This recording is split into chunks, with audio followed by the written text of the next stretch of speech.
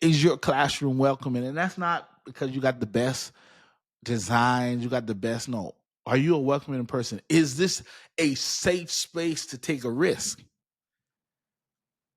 That's good. Is this a safe space to pour out? Like, kids need to know that. Like, you need to know that. Other adults, colleagues need to know that when they come into your room, when they come into your presence. Is this a safe space? Can I be me? Can I be wrong and not be criticized and ridiculed? Can I be wrong and you help me pivot? So that's good. So being a black male educator, the assignment is so heavy. Let's keep it. Being a black male educator is not just a job; it's a movement. We walking. Well, what's up, family? It's your boy. It's your host. It's your teacher. It's your preacher. Whatever you want to call me.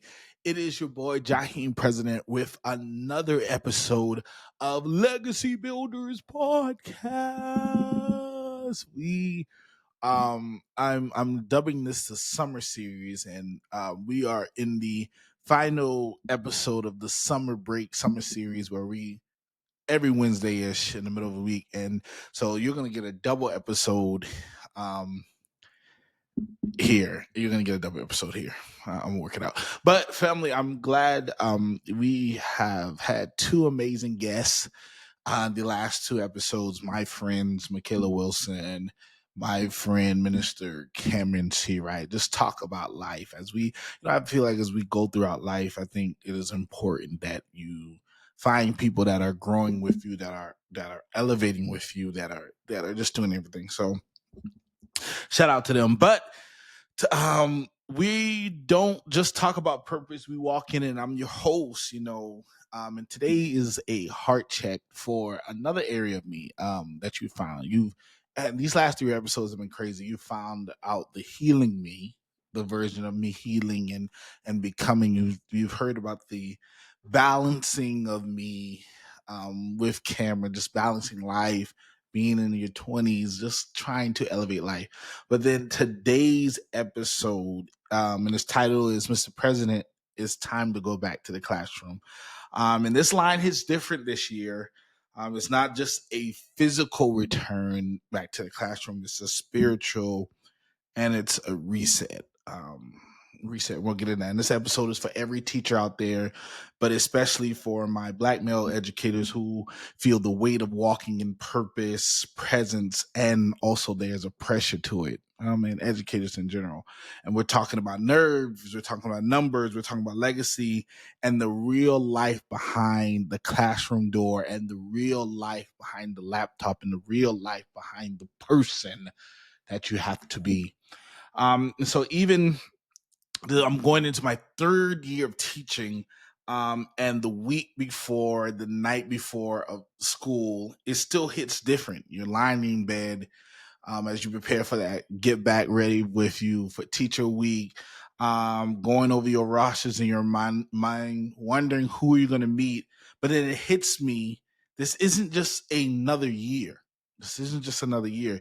It's another opportunity to shift the life. I made a post last week on TikTok. If you're not following me on TikTok, go follow me. That each year we as educators have the opportunity, and we really have the privilege, a great privilege, to change the lives that we encounter in our classrooms and even out of our classrooms. I feel like for the last 2 years, I've been able to mentor and connect with those who I've been assigned on my roster. But I feel like, and I've taken more joy in connecting with those students that are not even in my roster, those students that are not even on that are not even in the grade level I teach. I teach sixth grade. And my first year at the school, I connected with students I didn't even teach. So I really want you to know that it is a privilege, and it's also an honor to even be an educator. I remember the educators that shifted my life, the educators that that really saw something in me before I could even see it in myself. and didn't let me, let me bless you, didn't let me stop me. I'll get into that later. So when I'm stepping back into the classroom next week, I'm stepping back into a calling. I really do believe that teaching is a calling. I mean, you may not be religious, you may not be, but it takes for somebody to succeed in this educational game. And your success may look different. Some people think success is numbers. Some people think success is this and that. But to succeed and have longevity in this education game, I think you have to have a calling. I think you have to have something inside of you. Because think about it, you're dealing with other people's kids. You're dealing with other people's emotions. You're dealing with other people's background. And not only are you shaping them, but you're pushing them into something greater than themselves. And I think that's what I think a lot of teachers forget, that you may be somebody's biggest hope. You may be somebody's biggest cheerleader. You may be somebody's biggest representation. You may be somebody's only representation and only somebody that care. I think about it. My third grade teacher, and I have many great teachers. I'm probably going to reference them in this episode. My third grade teacher, Christine Dykema. I reference her a lot. I always knew I wanted to be a teacher, but then it was something magical when I stepped into her class, because she had such a passion for teaching. Me in third grade, the critical grade, the grade where testings began. I just moved to the district. My parents, we moved. So, and to be in her class and to show the excitement.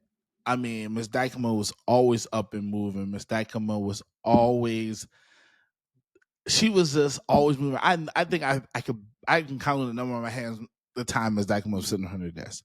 And she just encouraged me so, and she pushed me so, to where I said, I got to do this for somebody else. I really got to stick to this teaching thing.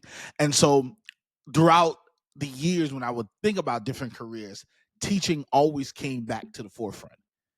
And Ms. Dykema always came back to the forefront. And I realized, and here it is, I thought I was going to teach elementary. I don't teach elementary. Not yet. One day, probably so. Probably not. But it was just that. And I saw her passion, her calling. You know what I mean? I saw the passion she had for education and for teaching and for learning and for producing students. And it was so crazy. I would go through the yearbooks and I would just see, you know, her in her past years and the pictures and the memories she created and the way she connected. And she, even when I was in fifth grade, she moved to the fifth grade, but I wasn't in her class. But even from a distance, I still saw the same Miss Dykema I saw in third grade. And it was crazy. So you remember those who pushed you into the profession. Remember those who lighted a fire in you, because it gets hard, and we'll talk about that. It gets hard. Those are days it gets hard.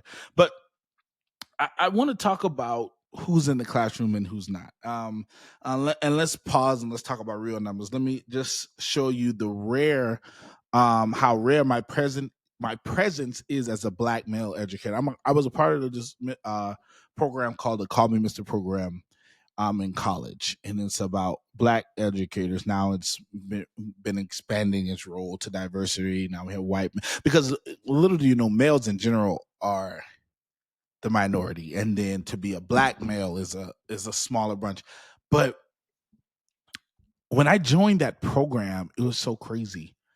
I saw people, and I still today, when I still connect with them. I saw other young males that were excited, Black males to be exact, that were excited about becoming teachers. Because listen, all my life when I would say, even my mama too, all my life I would say, I want to be a teacher. No, you don't. Paul, you sure? No, you don't. You sure you want to be a teacher? Why you want to be a teacher? They make no more money. They don't do this. They don't do that. Da, da, da. You sure you want to be a teacher? And I got it. They were looking out for me. I get it. But I was just like, God, I felt like a unicorn for so many years. But then when I started this when I joined this Call Me Mr. program, and also in high school, being in teacher cadet. If some of you know my story, I was on the Ellen show, but it was 5 young males, black males, that wanted to be educators. And we went to go tell our story, how representation mattered. Because if you think about it, when was the first time you had a black male teacher? Pause this. When was the first time you had a black teacher? That wasn't a PE coach. No, shout out to them. That wasn't your elective. That was one of your core teachers. I can count on you. I can count on all the teachers I had. Miss Singleton in elementary school, in kindergarten. Fast forward, 6th grade, Miss Bozeman.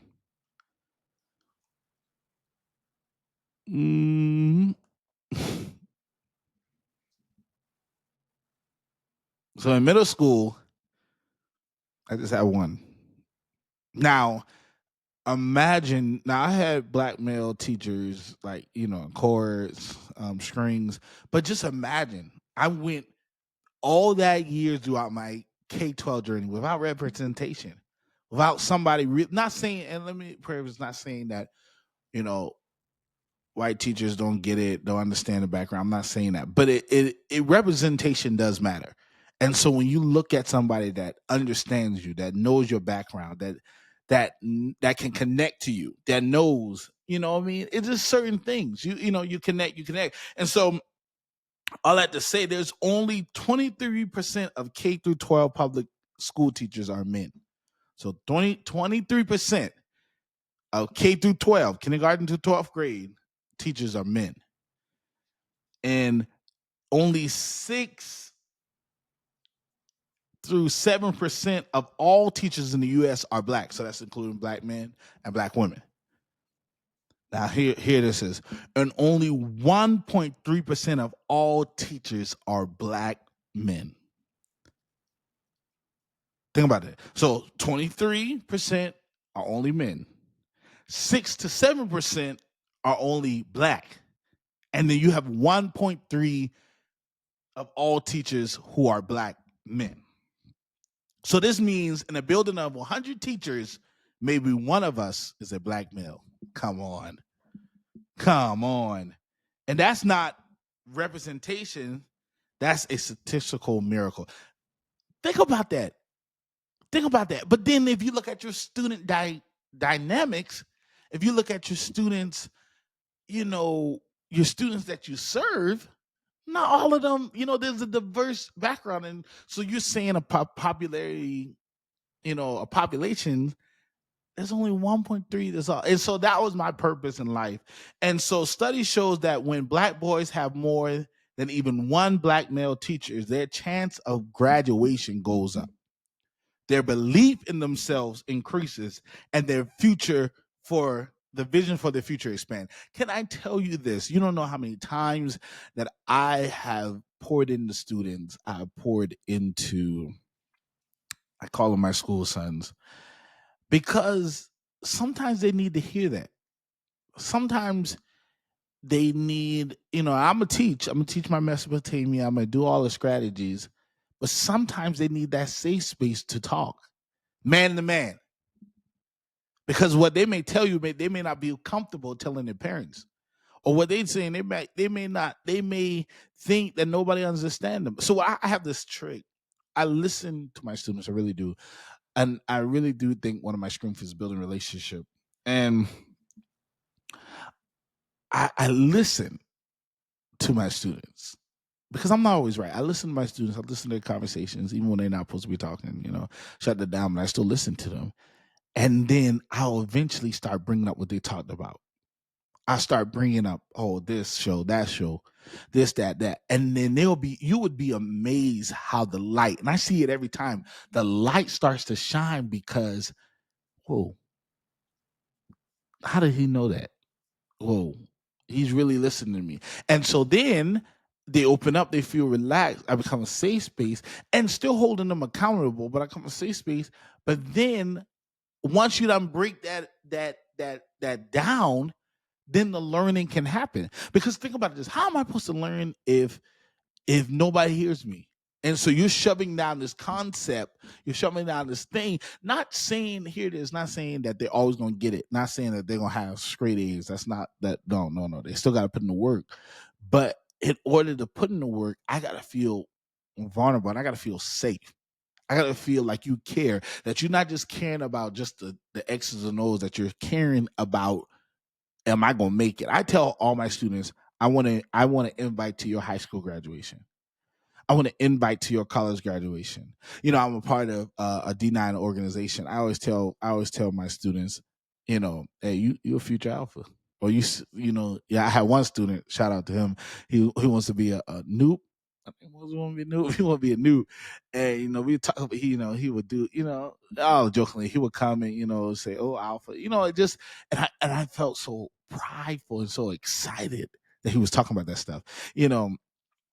Because talking about certain students, you are their pathway to something. And for me, not just pushing college, but being successful. I have some students that are very business savvy, and my team of teachers will always say, yeah, you need to start a business. And I will always say, hey, remember Mr. President when you get big. So every day I walk into my classroom, I'm breaking a statistic, I'm rewriting what's possible, and I'm in the mirror of some of those kids that don't know they need it. I'm that mirror. I'm that person. But and what I had to learn is deeper than, let's talk about prep. Yes, I get my room, print my rosters, organize my slides, but it's deeper than that. I'm preparing myself to pour. You have to really know who you are as a teacher and how you have to pour in each classroom. Can I tell you this?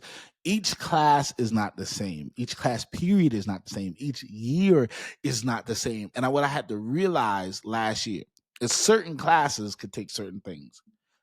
And so what was different between this last year and my first year was my first year I was like, no, we're gonna do it this way because this is how the way I learned. This is how and so I had to pivot into, okay, what does this class need? What does this classroom needs? What is this? Okay. And break it up. And I felt like last year was a better year of me teaching wise because I realized that each place and each space demands a different pour. It demanded a different Mr. President. Each class, each, slides, whatever, it demanded it. But they all had, at the end of the day, they all had to get the same material. But some people and some kids and some things you had to twist. So sometimes I would have to twist up a lesson that I taught differently for 4 classes. And then I had to prepare myself, okay. And I had to realize that the pour might be different daily. So, okay, so Johnny may have had a bad day yesterday, but I can't hold Johnny to that bad day of today. And so once I learned that, and I was able to flow, and it's so not about being the favorite teacher. It's not about doing that. I hate that. I hate that because nobody's trying to be the favorite teacher. I'm just trying to be impactful and stuff like that. And so, you have to make sure you're ready to pour. And so what I had to tell myself, no matter what I was going through, no matter who I didn't like, no matter that, I had to realize that these kids did not deserve that. These kids don't deserve nothing but my best. Nothing. I don't matter how tired I am, no matter this and that. I had to tell myself each class period, each day to day, that they deserve my best. They deserve all that Mr. President can do. And that all that Mr. President can pour. Because if I pour correctly, I could be changing somebody's life. And so I'm going to encourage a teacher that every day ain't gonna be perfect. Every day ain't gonna be sunshine. You ain't gonna like everybody in your team. You ain't gonna like everybody in your school. You ain't gonna like this and that. But don't let the kids be affected by that. And that's one thing I had to learn. Don't let the kids be affected by that. At the end of the day, you there for the kids. And know your lesson plans may not be all the way perfect all the time.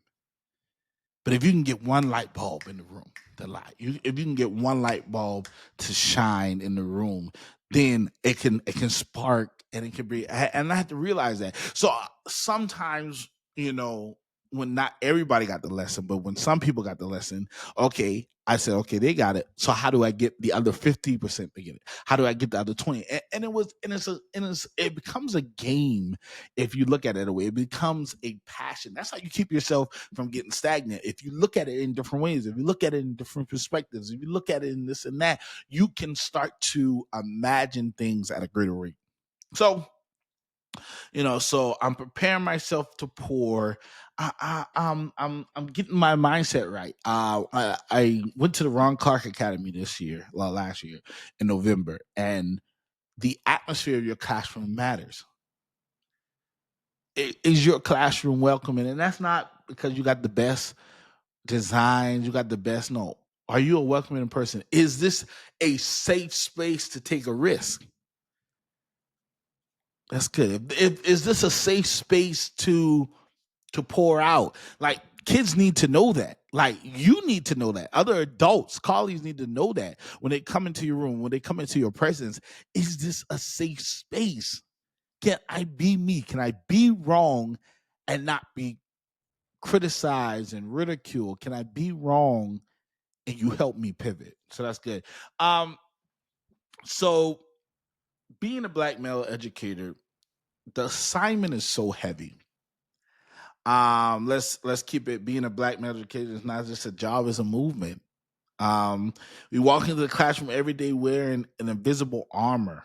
We lead, we uplift, we challenge, we correct, and then I think one of the things I take so hard, we protect. Like, you're not gonna mess with my kids. You're not gonna mess with my colleagues. You're not gonna mess. You're not gonna do that.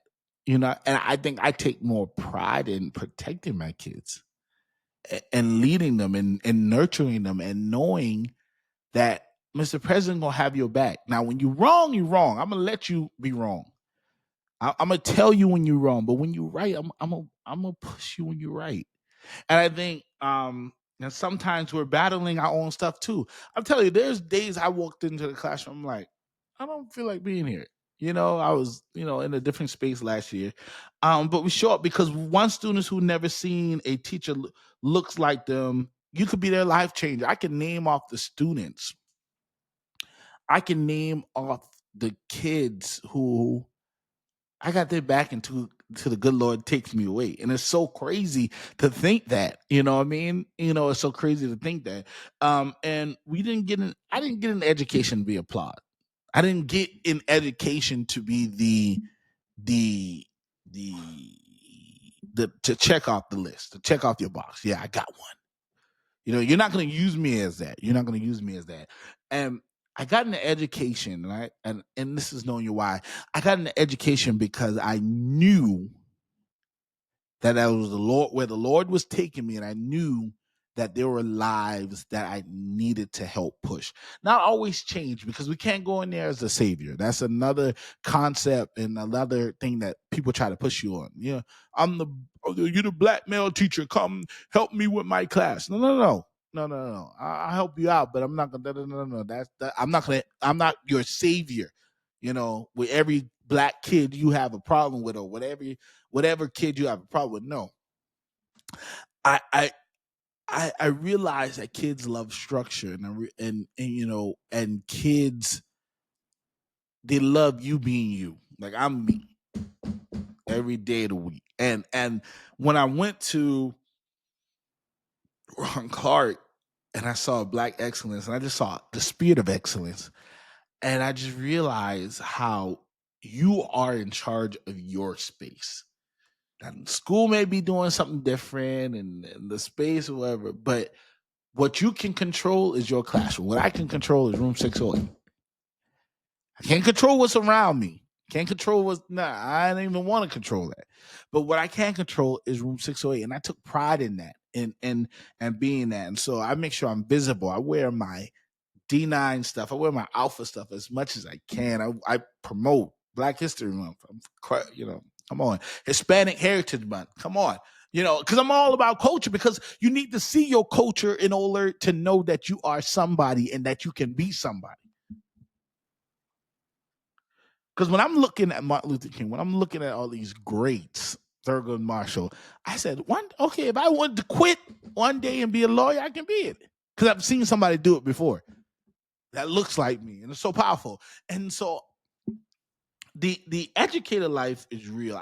As we enter this school year, I don't want us to get bogged down on the hustle and bustle of life, the hustle and bustle of school, because this school is like a cycle, they call it. And this year I really want to break that, because we go into that, we're up, excited, then around October we're ready to be gone, then we want to be down for Thanksgiving break, then Christmas break, and I really want this year, I really want to study. Teachers, find your escape place, find your mental health, listen to your mental health, when your body, when you're, find yourself, because you're no good to nobody if you're not taking care of yourself. I think we're in a thankless job. We're lesson planning. We're, planning over the summer. I mean, planning over the summer. We're getting ready, getting our classrooms ready. Da, da, da, da, da. We're lesson planning, but we cannot neglect the teacher. We cannot neglect the person that we are. So take the vacations, take mental health seriously. If you need to talk to somebody, because we're in a constant state of pouring. We're pouring out, we're teaching, we're pouring out to our colleagues, we're pouring out to this, that. And if you are poured out and now you become empty, how can you continue to pour? And I think that is why we have so many empty teachers by September, October, November, because they are not taking into consideration that they have to pour back into themselves. They're not taking in consideration that, okay, I need to do something about me. And that's something I learned last year. Whoa. Because at the end of the day, if you die tomorrow, they're going to replace you the next day. So if you run yourself ragged, kill your own self, do this, do that, then you will have a problem. Then you're gonna start taking it out on the profession, when in reality, sometimes it is the profession, but sometimes it's you not taking care of you. So, and me, listen, I'm podcasting, I'm preaching, I'm ministry. And for my first year, it became overwhelming. And you know what I had to find out? My safe space was the gym. So I know when I'm off, when I'm not going to the gym consistently. And really, the gym wasn't really about, it's about losing weight, gaining a little muscle, you know what I mean? But it's really about protecting my mental health, my brain, giving me that space and time where I can literally, when I go to the gym, I literally zone out. Like, no lie. I literally zone out, and that's when I do listen to other podcasts, when I listen to sermons, and I just pour back into me, and therefore I can pour back into my students and my colleagues. Listen, when I started going to the gym in the mornings, oh my God, that was a life changer. You couldn't tell me not to work, because my brain was already, okay, you took care of you, now you could take care of other people. I'm gonna go home and go to sleep. And so legacy isn't about platform, it's about people. And it's not about title, it's about your impact. So teachers, I want you this year, a couple times throughout the year, maybe a couple times throughout the week, month, I want you to ask yourself, am I leaving a lasting legacy? And I don't want my students just to remember Mr. President, the teacher. I want them to remember how they felt in my classroom, seen, smart, capable. And maybe that's what you need to do. How are you leaving an impact, a good impact? Because some of us have left some negative impact. Some of us have left some negative legacies. But this could be your year you can flip the script. This year you can really hone in on your legacy, hone in on what you want to do, and say, how am I going to change? And legacy is little things. It could be a note that says I thank you. A kid who once hated school now loving history, loving people, loving coming to school. A moment where students find their voice. The real reward is legacy. Your real reward, they may never call your name for the highest score. They may never call your name for this and that. And you want high scores. You want high test scores. Yes, we want to da da da.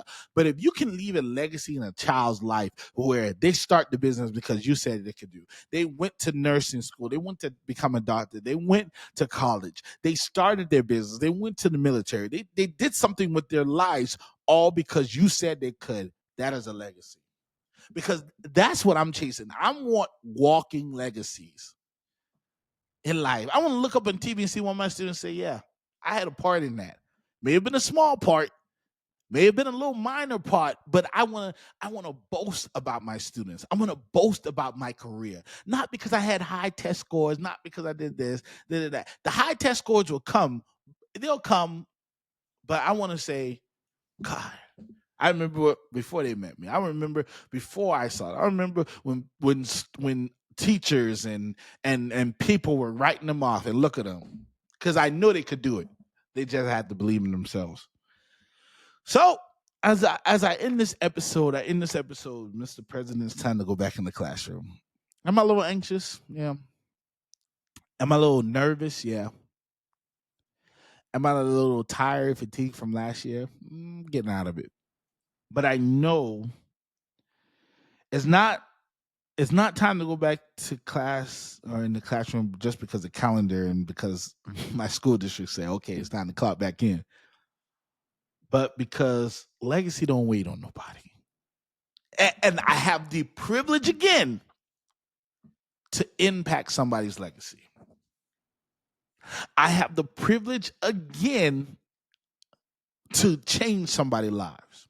And I do not take that lightly. I do not take nobody's lives lightly. And so my prayer every day is, Lord, let me impact somebody for their good. Lord, let my light so shine. So, And so every year is a new chapter in this story we're writing together. For my educators, for my everybody who works in the school building. You have the custodians, assistant principal, TAs, parking, front office, attendance clerk, cafeteria, whatever capacity you work in the school, you have the ability to change somebody's lives.